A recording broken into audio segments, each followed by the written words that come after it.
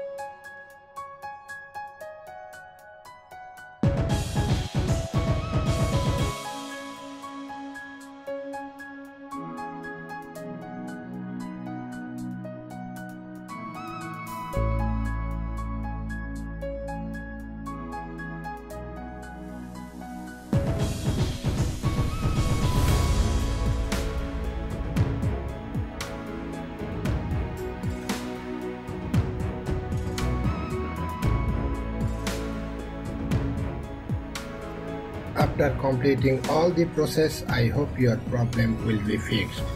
That's it. Thanks for watching.